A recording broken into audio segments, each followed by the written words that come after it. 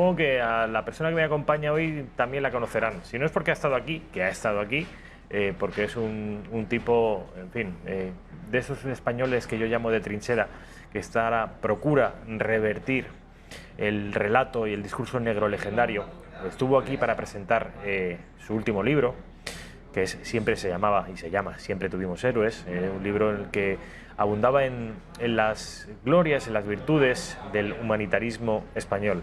Son muchos, ya saben ustedes que se nos ha descrito a lo largo de la historia como seres particularmente crueles, canallas, con las personas y con los animales, y en fin, una raza y un pueblo básicamente despreciable. Marranos nos llamaban los protestantes y Lutero para más señas. Porque si no lo saben, estamos en presencia de Javier Santamarta del Pozo. Javier, ¿qué tal? ¿Cómo estás? Gracias, yo ya estaba entrando para meterme con Lutero. Bueno, pues vamos a tener ocasión de hacerlo porque además te he reservado un espacio bastante amplio. De maravilla, muchas gracias. En primer lugar, Javier, me gustaría que me dijeras qué significa. Entiendo que todos los espectadores de Intereconomía, en tanto que ven Intereconomía, ya saben perfectamente qué significa ese aspa que llevas en el pecho. Pero para los despistados, explícanos un poco, y te voy a dar pie además para que nos expliques un poco la historia de esa bandera.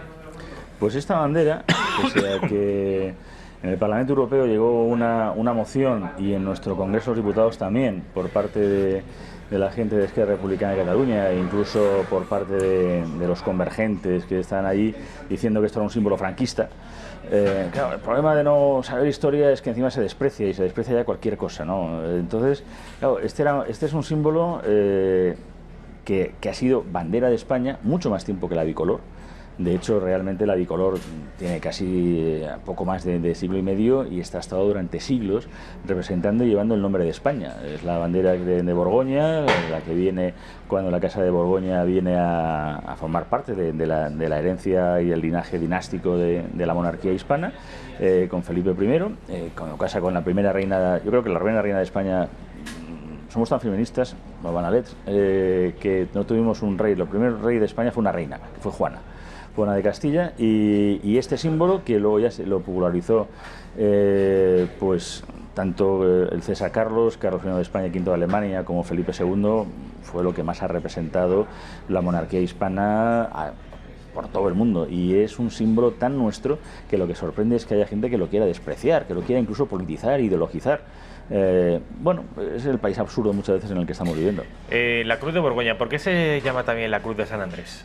La Cruz de San Andrés, pues la forman como las cruces, es una cuestión ya de visología y heráldica. Esa forma en aspa es como fue crucificado San Andrés. Él no quería ser crucificado igual que en esa cruz en la que fue crucificado pues nuestro Señor. Para los que son cristianos y católicos, pues esa forma, en cruz latina también como se llama, él no quiso, y entonces hicieron que San Andrés, bueno, pues fuera crucificado también, lo mismo que San Pedro, fue al revés, que él también lo pidió, una cosa que fuera. En este caso fue una forma también de crucifixión en X completa, y ahí es donde fue crucificado San Andrés, y por eso también se mantiene esa tradición de llamarla de San Andrés, porque fue la cruz de su martirio, de su tortura. ¿Por qué esa cruz, ese aspa de Borgoña, está tan asociada por la literatura, por la novela, por las películas? En el imaginario colectivo está muy asociada, íntimamente asociada a los tercios.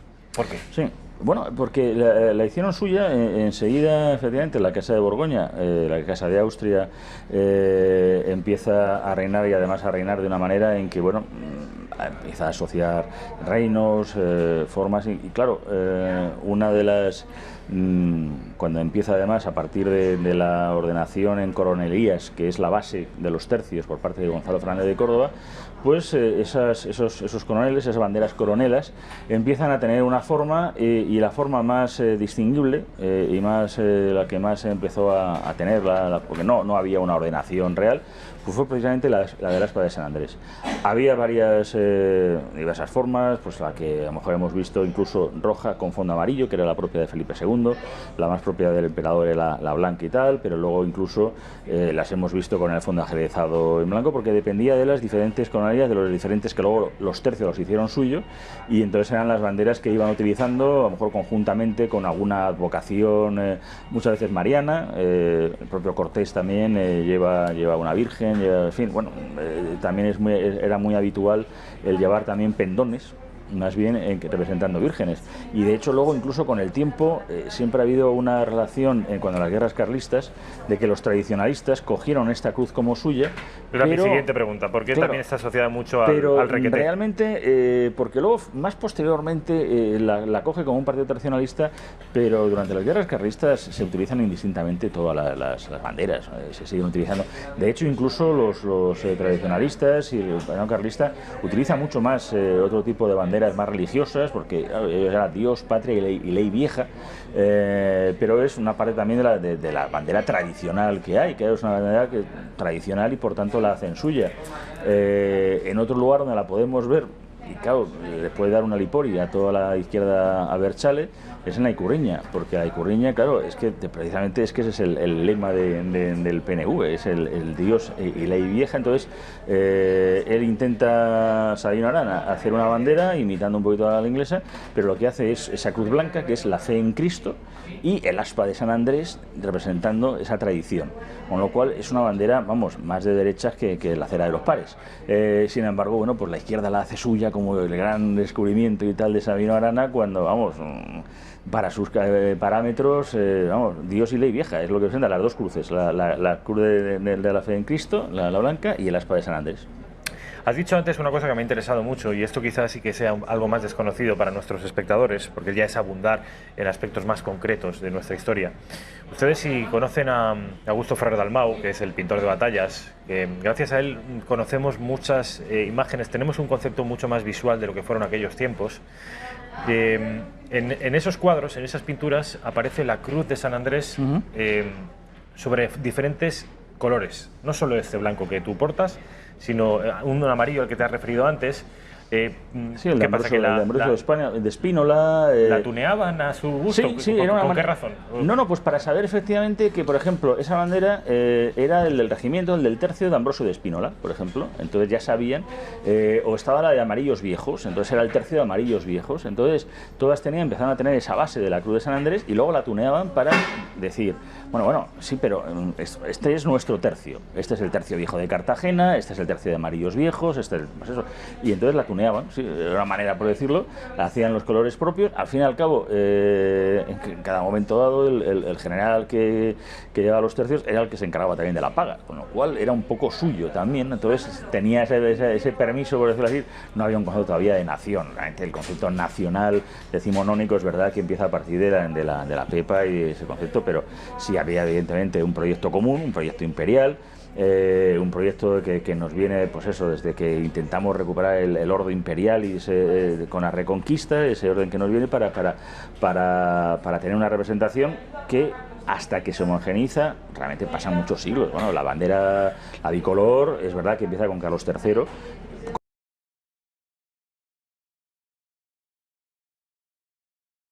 Bandera naval, y me van a sospechar ustedes el motivo y la razón en cuanto yo planteé lo siguiente. Esta cruz de San Andrés, que lleva en su pecho Javier Santamarta, es un fondo blanco y una aspa roja superpuesta, y si hacen ustedes un poquito de memoria, configúrense, fíjense, miren, ahí está la cruz de San Andrés con un águila bicéfala. La bandera inglesa, que no la británica. La bandera inglesa es muy similar. Fondo blanco, pero en lugar de aspa roja, cruz roja. Eso es uno de las banderas de los escudos que funcionan y tal. O sea, nunca fue real. Eso es una ilustración. Es una ilustración, una recreación que se hace porque está por un lado, se ve claramente el águila imperial, que es la propia de Carlos I y por tanto de V de Alemania, del emperador, pero el escusón, es el escudo pequeñito que está en el centro, es el de Portugal, con lo cual representaría más bien en todo caso a Felipe II, que fue a partir de él en cuando se hace la unión dinástica, con lo cual son recreaciones que se hacen también, y la corona es completamente moderna, no tiene que ver nada con el tipo de corona habitual hasta mucho más tarde, pero es una recreación curiosa que intenta un poco recrear efectivamente todo lo que fue esa historia nuestra. Les decía a los espectadores que la bandera inglesa es blanca, es una cruz roja sobre fondo blanco, muy similar, extraordinariamente similar, y más en el mar, y más a unos cuantos centenares de metros que la cruz de Borgoña. Claro, la cruz de San Jorge y la de San Andrés, de lejos. E incluso luego cuando se pasan, perdón que haya cortado, la Casa de Borbón intenta crear también otro tipo de banderas, pero la base sigue siendo blanca. Empiezan a poner los escudos dinásticos, pero es blanco. Es que las banderas son blancas. Entonces, claro, en el mar, lo que dices es que, y ya la de San Jorge con la de San Cruz, con la de San Andrés, son dos cruces que en cuanto tremolan por el viento... Es imposible distinguirlas. Imposible. Esa fue la razón por la que hoy tenemos una bandera roja y amarilla. Es que inventamos el fosforito antes que nadie. Es inventar el fosforito, es una combinación de colores que luego queda muy bonito hablar del oro y las sangres, y luego se puede hacer poesía con todo. Que si luego esto se coge porque eran los colores habituales de la corona de Aragón, y en la corona de Aragón ya se decía en tiempos que dominaban hasta la neopatria que ningún pescado osara salir sin las 4 barras de Aragón. Ya, no, pues es que esto lo que es que es una cosa práctica, es una cosa que esa combinación, además, por eso el amarillo es el doble que el rojo, porque es lo que permite esa combinación anaranjada que se hace que se vea de maravilla. Entonces, claro, empieza eso con Carlos III.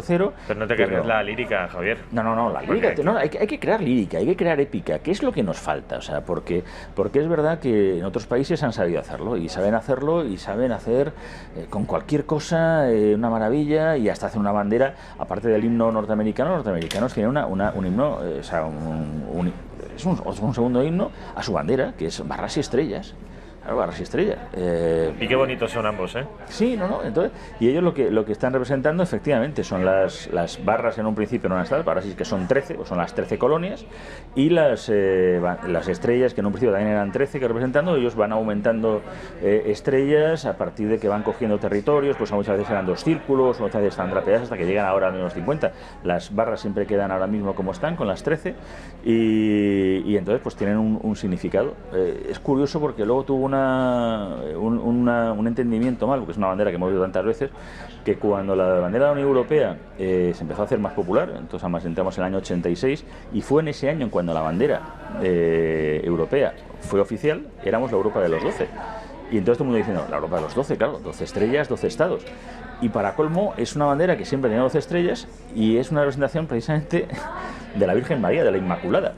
O sea, la Inmaculada, patrona de España, patrona de la Armada de Infantería, es la bandera de la Unión Europea, el manto azul de la representación de la Virgen, y las 12 estrellas, que es de lo que nos habla el Apocalipsis en su momento dado. Bueno, cualquier cuadro de Murillo va con esas estrellas, cualquier Virgen milagrosa, que es también una Inmaculada, pues tiene esa representación. Esto se hizo en los años 50 por un francés, que él mismo lo dice, que además se basó en la Virgen milagrosa que tenía cerca de su pueblo.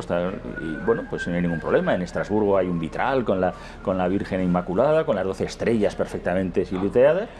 Pero como ahora también esto parece ser que ofende a alguien o cualquier cosa, claro, como para decir ahora mismo que tenemos la bandera de la Unión Europea... Se puede uno cagar en Dios como Willy Toledo, sí, pero no puede reivindicar la génesis cristiana de Europa. Que está ahí, o sea, y entonces no tenía que ver nada, porque lo nuestro era un simbolismo más cristiano y de nuestra cultura, y la bandera norteamericana pues también fue un simbolismo de su propia nación que se iba creando. Era lo que representa eso, sus pueblos, esas 13 colonias y los 50 estados que no participan.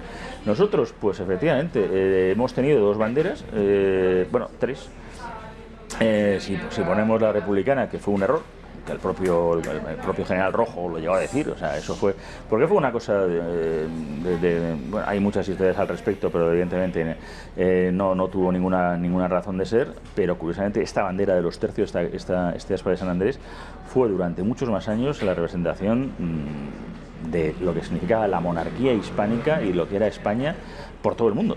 Porque además ahora que estamos también con el 5º centenario del Elcano y de la primera vuelta al mundo, claro, España también hizo global por primera vez al mundo, pese a que ayer estuve leyendo en un blog de una... que no quiero ni siquiera decir el autor, me parece grotesco hacer publicidad de este diario tan público, en el que incluso poco más o menos que decía que bueno... Vamos, que es que que no había ni que estar orgulloso de nuestra armada, que no había que estar orgullosos de la hazaña del Cano, que eso poco más o menos que fue una obra de los portugueses, que nosotros fuimos de... llega un momento que eso es verdad, es que el enemigo lo tenemos en casa. Yo este diario tan público al que te refieres, también llevo siguiéndolo además para fustigarme, yo creo, Sí, porque en realidad... ¿Qué necesidad? Y sí que llevo detectando desde hace mucho tiempo, y más desde que el Prusés es Prusés, desde hace 5 o 6 años, esa... Iba a decir una autoestima, no, es que no creo que sea autoestima, esa autocrítica o hipercriticismo con nosotros mismos y todo lo que tenga que ver con las grandezas de España. Sí. No conocía yo esa entrada, pero voy a leerla también para incluirla en un ensayo que estoy haciendo. Te referías antes a Vicente Rojo, que hay que reconocerle, al margen de las ideologías políticas, hay que reconocerle a este hombre cierto mérito militar. Fue de los pocos en el bando republicano que se salvó de la catástrofe militar. Parece que era un militar pues, más o menos reconocido. Y con respecto a la bandera republicana, la bandera de la Segunda República, ya saben ustedes, la que tenía la segunda franja habitualmente roja, sustituida por un color morado, decía él, ya una vez acabada la guerra: la cuestión de la bandera republicana es uno de los motivos que estúpidamente dividen a los españoles y que tiene su origen en la conducta mezquinamente partidaria de nuestros políticos.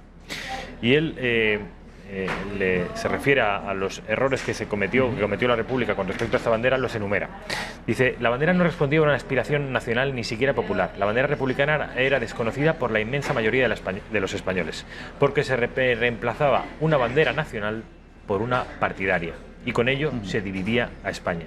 Y porque no era necesario y consecuentemente solo podía producir complicaciones, como ha sucedido. Como ha sucedido, esto lo escribe en 1939, Vicente Rojo. De hecho, incluso a mí me ha llegado a contar que, entre las muchas cosas que se dicen, que efectivamente como teníamos el error incluso que también venía dado en algunas banderas de Madrid, de confundir el púrpura con el morado. Entonces, esto era la bandera de la Asociación Republicana de Madrid, literalmente de un partido republicano que era el de Madrid. Y que en castellano, para más señas, y por eso... Claro, y que se hace esta bandera para intentar un poco representar aquello, y por esa cosa también de la épica de los comuneros y todo el tema. Pero claro, uno va a Covarrubias y ve el auténtico pendón de Castilla, donde está ahí el inicio del tema, y dice: hombre, esto morado no es, o sea, es otra cosa. Pero bueno... Es por el paso del tiempo, dicen que, se oxida, porque claro, luego se equivocaron al trasladar la bandera de... Pero que sobre todo no era necesario, porque decía, lo que dice es: ¿para qué hacer una cosa partidista? Porque incluso, yo os he discutido muchas veces unas cosas, incluso, en fin, voy a contar una anécdota familiar, pero bueno, con mi hermano, joder, que en Claudia está, él era muy republicano, y claro, me decían: ¿pero cómo vas a ser muy republicano si tú eres un tío muy de derechas? Y yo, ya, ¿y qué pasa? ¿Que George Bush es monárquico, Sarkozy es, no sé, va a ser emperador? O sea, ¿qué pasa? ¿Que no puede haber republicanos de derechas? No, porque la república es un concepto que la han hecho de izquierdas con una bandera que la dignifica, y que por lo tanto no puede haber gente que en un momento dado pues pueda ser liberal, o puedan ser de derechas, o puedan tener una ideología completamente contraria a la de izquierda de todo el tema, y que se quieran sentir republicanos. No tiene por qué uno ser de derechas y monárquico.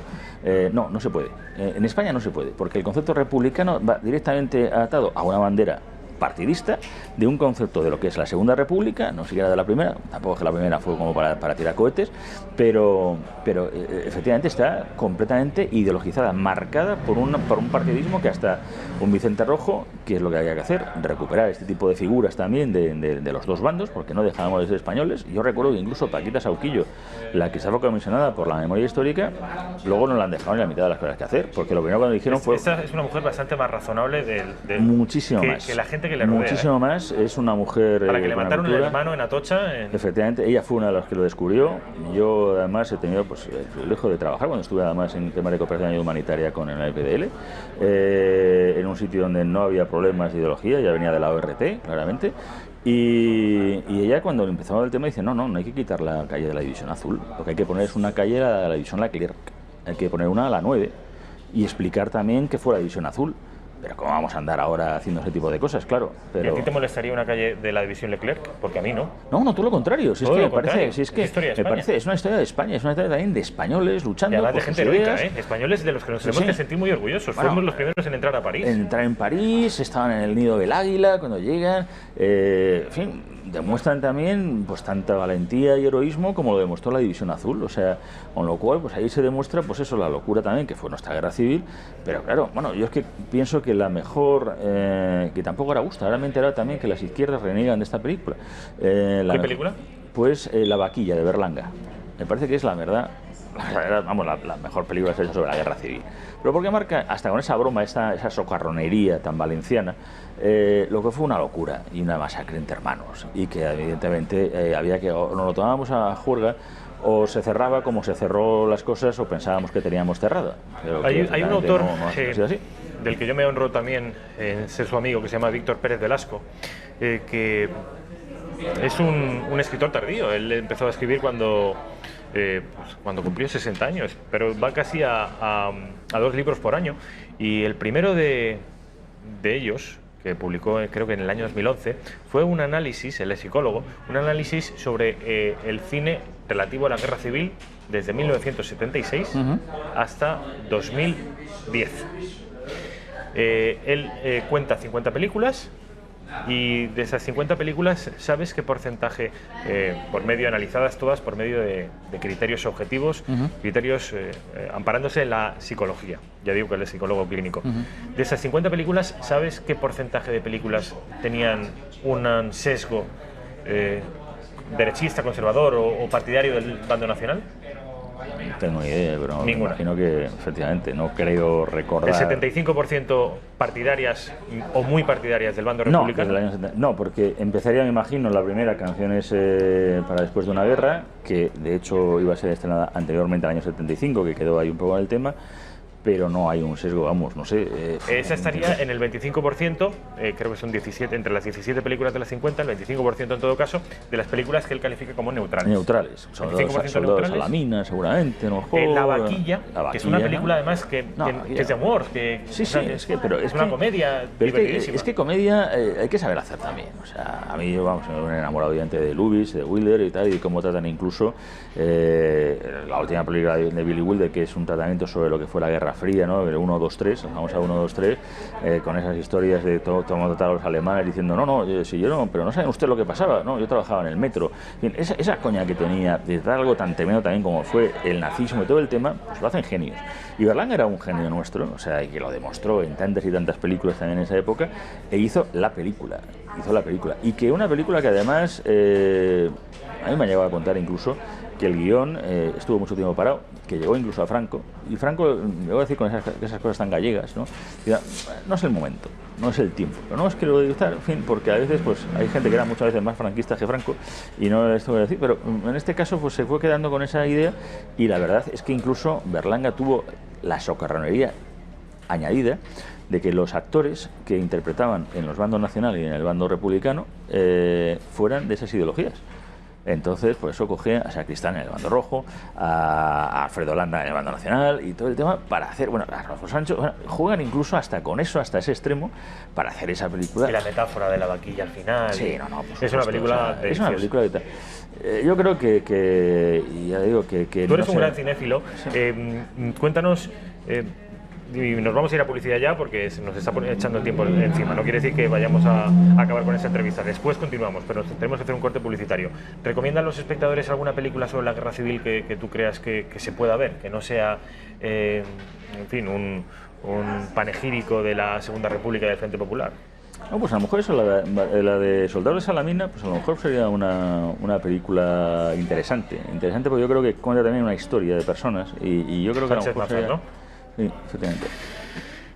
Después de publicidad, vamos a seguir hablando de esto, de la historia de España, vamos a seguir hablando de la imagen que tenemos los españoles para con nosotros mismos, pero también la que tienen desde fuera, la imagen que hemos tenido a lo largo de la historia y la imagen que tenemos hoy. Vamos a hablar de eso porque va a presentar, Javier, el primer congreso que se ha celebrado en nuestro país sobre la leyenda negra. Está coordinado por él. Se va a celebrar nada más y nada menos que en San Lorenzo del Escorial. Saben ustedes que allí está enterrado Felipe II y es el epicentro, Felipe II, aquel rey, el epicentro de la leyenda negra. Con él alguien podría decir que empezó todo. Vamos a conocer más en profundidad cuándo, a qué hora, cuáles son los invitados, qué temas se van a tratar, cuál es la estructura de esa jornada sobre la leyenda negra, después de la publicidad.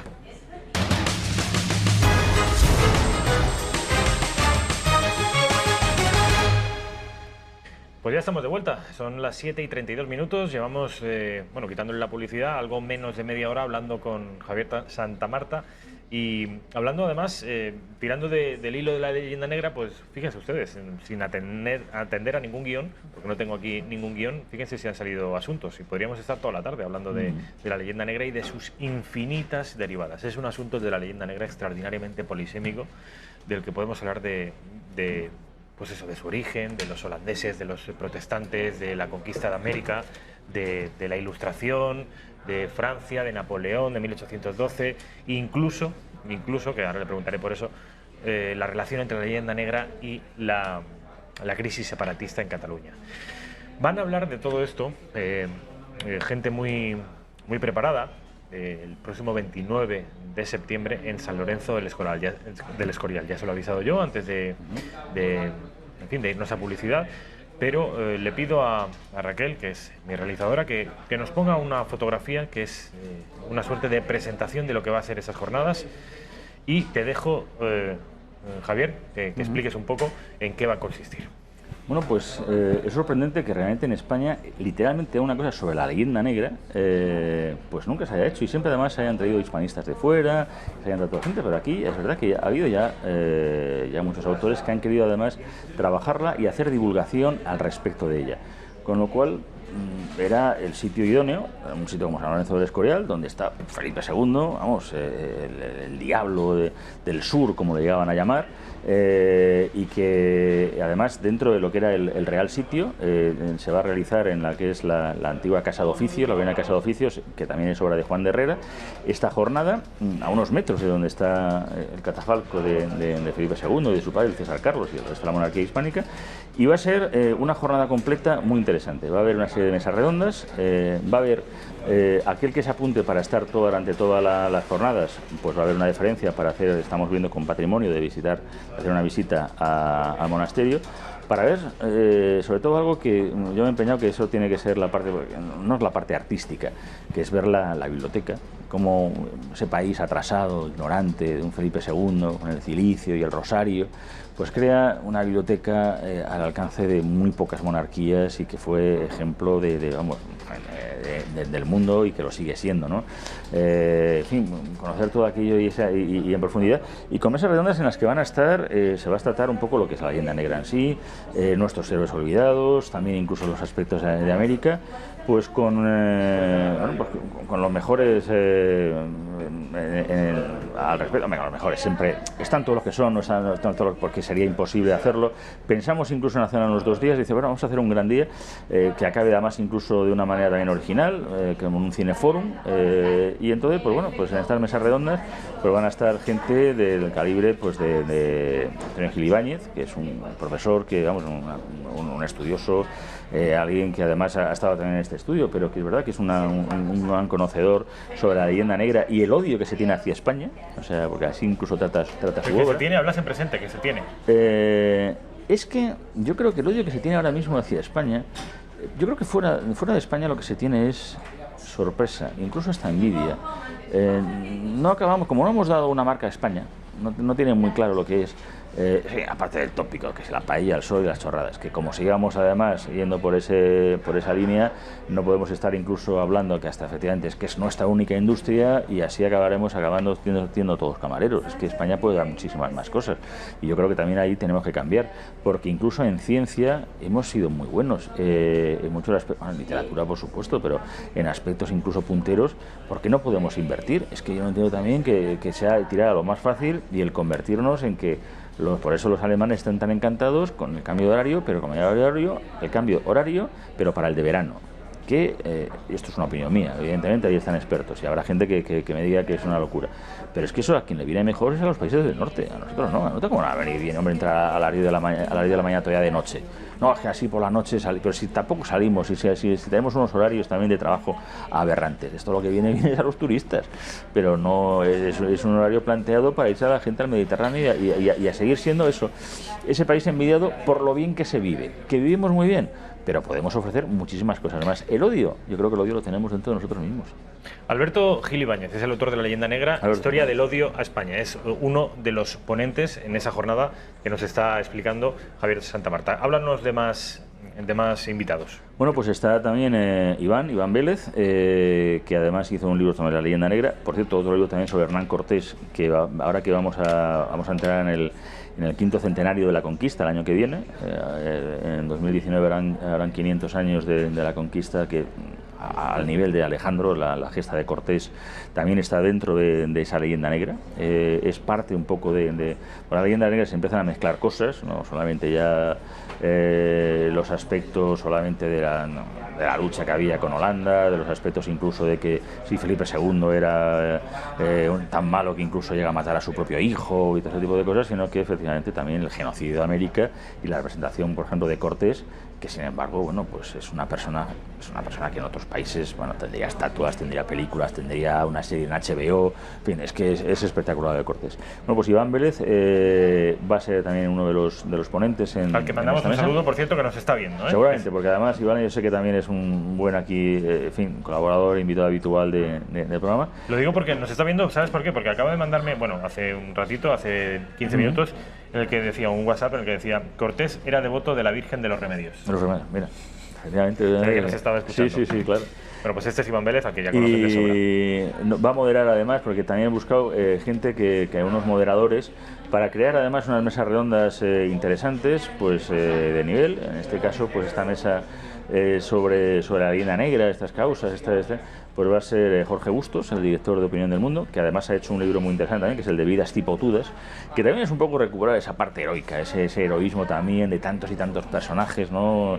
De una manera pues interesante para que nuevas generaciones se acerquen a ellos, porque es que no nos damos cuenta de que ya no es que estemos hablando, no sé, pues eso del almirante Barreto o de algunas que sean muy desconocidas apenas, no, que es que ahora mismo bajamos a la calle y preguntamos que quién es el Cabo Noval, en fin, quién es Luis Noval o quién es el héroe de Cascorro, y la gente no lo sabe, o sea, que estamos ahí en un problema de desconocimiento, y entonces es bueno acercar con este tipo de libros también para todos, que el que esté encantado con esta historia, pues Jorge Bustos ha hecho también una buena labor, y yo creo que esa mesa pues va a ser muy interesante. Vamos a tener otra mesa sobre los aspectos civilizadores, del genocidio, de nuestros enemigos, de nuestro imperio, en donde va a estar, por un lado, León Arsenal, que además acaba de sacar un libro que precisamente se llama así, Enemigos del Imperio, que es una reflexión muy interesante sobre todo lo que supone, en fin, desde un punto de vista muy ensayístico. A mí es un libro, está recién salido, estoy además, de hecho, leyéndolo todavía, no he tenido ni ocasión. Yo lo recibí el otro día de la editorial de EDAF, lo recibí hace 48 horas. Efectivamente, nada. Además, su autor, solo el nombre ya es muy negro, legendario, muy apropiado para nuestra historia, quiero decir, sí. León y Arsenal. León Arsenal. Además, incluso, él tiene un premio Algaba sobre la historia de los godos también, que es también buena parte de nuestra tan desconocida, muy divulgativa, porque también parece que de los godos siempre se dice lo de la leyenda, la tontería esa de la lista de los reyes godos, que luego yo creo que nadie la ha estudiado, porque yo tampoco tampoco la hemos estudiado. Pero el problema es que ya ni los desconocemos. O hablando de las guerras carlistas, una novela que yo también recomiendo, que se llama Bandera Negra, que es sobre la primera guerra carlista, el tema de los corsarios que hubo en la zona del Castellón y el Grau. Claro, es que las guerras carlistas, que fueron unas poquitas, en fin, y sin embargo nos vamos a con Malacarregui y no sabemos hablar de Cabrera, pero hay episodios muy interesantes, y esta novela también está ahí. Estará Pedro Insúa, que yo creo que también es bien conocido en esta casa, y el libro más 1492, la verdad que está creo que petando, está también funcionando muy bien en el mercado, con lo cual, bueno, yo creo que además va a dar una imagen, creo que va a ser además una mesa muy interesante, ¿no? Porque yo creo que Pedro y León pueden hacer un gran debate, y además tenemos un moderador también de lujo, que es Jesús García Calero, que es el director de Cultura del ABC, que además ahora mismo está haciendo una labor para el tema de la recuperación de nuestro patrimonio arqueológico con el tema del Galeón San José, que es de admirar, porque es que verdaderamente, bueno, incluso ha llegado a cambiar de verdad los artículos y la investigación que está haciendo Calero al respecto, hasta la política en Colombia. En fin, y... Estuvo aquí también en ABC, también Calero estuvo aquí en la redacción abierta para hablar sobre precisamente sobre eso, sobre la violación de los pecios españoles en muchos lugares de Hispanoamérica y en Colombia, para más señas, en los últimos tiempos, y celebraba también una conferencia aquí en Madrid, de manera que son todo, por lo que veo, gente muy comprometida con nuestra historia y incluso con la dignidad histórica de nuestro país. Sí, completamente. O sea, se ha buscado gente que esté y además con ganas de darla a conocer. Tendremos luego también esa historia que se nos ha quedado olvidada, ¿no? De esos héroes que estaban ahí, ¿no? Pues eso, de la expedición Malaspina, la expedición Balmis, todas esas partes y tal, de Pedro Páez, el descubridor de las fuentes del Nilo, todos esos héroes olvidados, que un poco también he tratado yo en mi libro, pero también lo ha hecho, y muy bien, y además de una manera muy dinámica, el profesor Francisco García del Junco, que vendrá desde Córdoba, es profesor también, y además él hizo un libro de Alfaguara, de Almuzara, perdón. Alfaguara son más serios, es otro tipo de literatura. Pero no quiero decir, digamos, que el resto no lo sea, pero es otro concepto. Y entonces hizo ¿por qué no estaba esto en esta colección de... Esto no estaba en mi libro de historia y en este caso esto no estaba en mi libro de historia de España. Esas cosas que decías, coño, es verdad, ¿esto por qué no lo he dado yo, no? Y es un libro también, además, muy entretenido de leer. Fue gracioso porque la verdad es que lo estuvimos trabajando a la par. Su libro salió un poquito antes, porque yo al final el mío tuvo un retraso por una cuestión familiar y una cuestión personal, me refiero, pero en el fondo pues era un poco esa idea, porque el otro que estará en la mesa dándole pues la réplica o contrarréplica, pues estaré yo como siempre tuvimos héroes, que la verdad que también es verdad que está funcionando bien. Creo que es la tercera edición ya, ¿no? La tercera edición, pero yo creo que está para la cuarta ya, o sea, y bueno, la gente lo que le está gustando es eso, que se está acercando a la historia sin miedo, con ganas de aprender y de sorprenderse cuando aquí hablamos, ¿no? De Fidel Pajés, del inventor de la epidural, con esa primera misión humanitaria en Vietnam, o sea, con nuestros militares allí, ¿no? En esa zona de combate, conocer todos esos aspectos que se han quedado, bueno, la expedición Balmis, que la damos los dos, la primera expedición filantrópica contra la viruela, en fin, tantas y tantas cosas que, eso, Alonso de Salazar, coño, el que acaba con la persecución de brujas en España antes que en ningún sitio, y era un inquisidor, la Inquisición también, pues esa Inquisición también vamos a hablar sobre ella. Y para moderarnos, pues vamos a tener a alguien que está desde luego dando también echando su cuarto a espadas en el Parlamento, en el Congreso de los Diputados, que es Guillermo Díaz, que aparte que es divulgador histórico, sale también mucho en el Podium Bosca, en la Escuela de la Brújula, ahí en la cadena SER. Es de Ciudadanos. Pero es de Ciudadanos, es diputado de Málaga por Ciudadanos. Pero vamos, está... Este es el que se dedica a dar repasos históricos a los separatistas. Efectivamente. A cuenta, por ejemplo, de la Cruz de San Andrés. De la Cruz de San Andrés le hizo uno, se pueden ver De todas maneras, vamos a intentar incluso en la página de Facebook que hemos creado, para la gente que tenga Facebook. Luego, de todas maneras, intentaremos, desgraciadamente no yo sé que todo el mundo, pero ese tipo incluso de vídeos que él hizo, en donde verdaderamente, bueno, da un repaso por eso, porque la ignorancia es muy atrevida. Y la verdad es que en este caso es tremenda. Esto acaba, esta mesa redonda que compartís tanto Francisco García del Junco como tú, y que está moderada por el senador de Ciudadanos, Guillermo Díaz, acaba a eso de las 6:30. Y luego, a partir de las 7, para concluir ya la jornada, creo, sí, un cineforum. Habrá habido lo que hablamos después de la parada, con la visita además al monasterio y tal. Y bueno, aparte que no hemos hablado de que evidentemente habrá la inauguración va a ser bonita. O sea, la inauguración va a estar la alcaldesa, va a estar la presidenta del Ateneo, y seguramente vamos a tener a alguien que todo el mundo espera cuando se habla de la leyenda negra. Pero bueno, caso hay que estar ahí a las 11 para esta inauguración. Pero vamos a también acabar con algo que yo creo que gustará a la gente, que es un cineforum. Y vamos en este caso lo va a presentar, lo va a llevar a cabo un doctor, digamos, un auténtico historiador, Rafael Rodrigo, que además es un experto en el tema de los Austrias. Dio hace poco, de hecho, la inauguración del libro Antiguo y de Ocasión en San Lorenzo del Escorial. Hizo una conferencia sobre los Austrias mayores, verdaderamente interesantísima, porque es muy bueno divulgando. O sea, es una persona que verdaderamente, y tiene además un currículum también académico de los buenos, de los FETEN, vamos. Y para dar paso a una película de 1935, francesa, que nos puede sorprender, pero bueno, que es La Kermés heroica. La Kermés heroica, la verdad es una película que es fácilmente encontrable. En fin, si la gente que evidentemente no pueda estar allí, yo se la recomiendo que la vean. Lo que pasa es que, claro, con la introducción que nos va a hacer don Rafael y un poquito luego el debate que pueda haber luego, pues esto va a ser pues un cineforum. No sé si nos podemos fumar una pipa y hacer una cosa al estilo a la clave, que tantos y tantos echamos de menos, pero la verdad es que yo creo que va a estar muy bien y yo creo que va a ser un digno colofón. Y cuando acabemos, pues los que continúen y tal, pues nos iremos a tomar un vino español en honor a todos los héroes, y en honor a toda nuestra historia, pero que no es pretender de verdad hacer historia rosa, no es la necesidad, o sea, no queremos ir de leyenda blanca, es decir, no vamos a contar también la historia, pero vamos a contar también la parte mollar, interesante, curiosa, que no sé por qué nosotros mismos desconocemos. O sea, no vamos a negar que hicimos burradas. ¿Qué pasa? Que vamos a ver, claro, que ¿Qué país no lo has hecho? Pero y sobre todo que, oye, en un momento dado un imperio, o sea, eso que estamos ahora. Hace poco que también que celebramos el Día de la Romanidad, que eso fue un aspecto también para buscar, lo mismo que la hispanidad, esa base que se crea sobre el aspecto de Roma. Ahora no vamos a empezar a decir que Roma es roba. No, oiga, Roma, gracias a Roma, tenemos muchísimas cosas que nos han llegado a conceptos como son el sistema vial, la libre circulación de bienes y mercancías, tener una moneda única. El idioma, el idioma, pero vamos, que es que la palabra dinero viene de la palabra denario, que era la habitual que te encontrabas en todos los sitios. No me refiero, es que somos romanos, y lo mismo que somos romanos, pues tenemos una hispanidad y unos aspectos en las que evidentemente, lo mismo que las legiones romanas, y cuando ya Augusto acaba con las guerras cántabras o lo que pasó en Numancia, pues aquello no fue evidentemente una guerra floral.